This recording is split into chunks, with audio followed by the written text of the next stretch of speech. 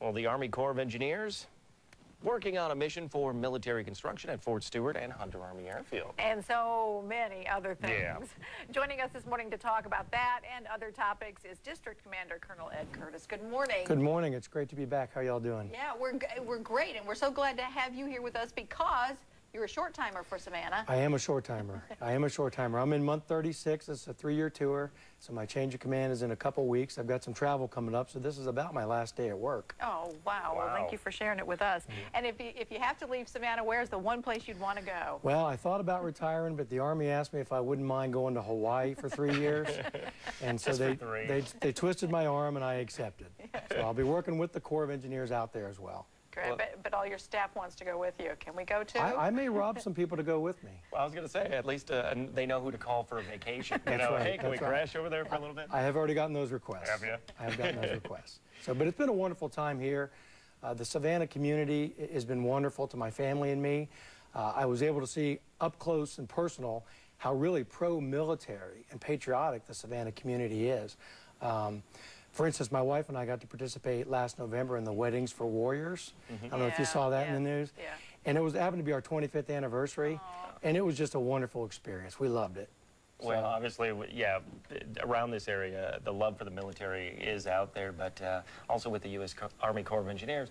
What have you really would say some of your highlights and some of the things in the mission that we're moving on here in the Savannah region while you've been around? Well, for us in the Savannah district, we actually support 12 military installations all the way up to Fort Bragg, North Carolina, and Fort Benning and Moody on the other side of the state. So we're pretty busy.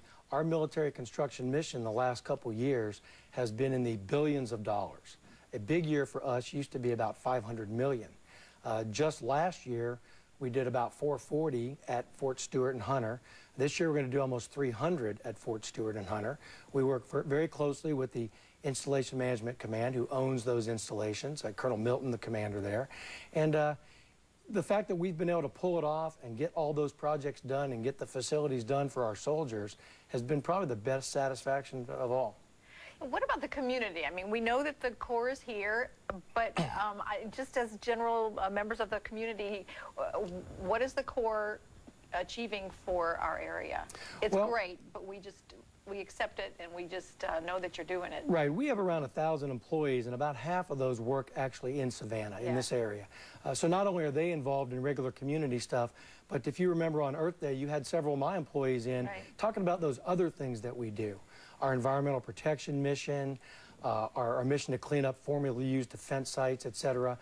Just today at work, we're having our Bring Your Sons and Daughters to Work Day so that family members can have their children and grandchildren in to see what we do.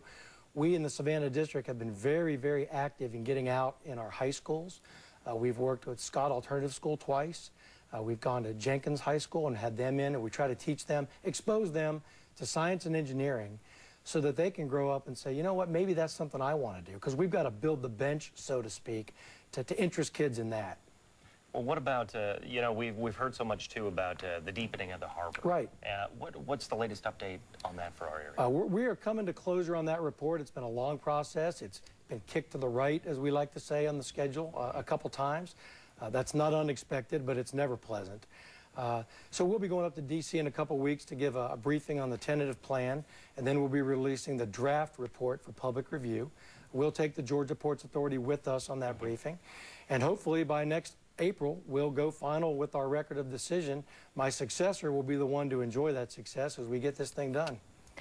In the information that they provided us with, the stimulus fund provided several jobs for the Corps. Right. We in Savannah District were not a huge recipient of stimulus funding, but we did get several $100 million. That may sound like a large amount of money to some folks, but when you compare it to our big construction program, it's a fraction.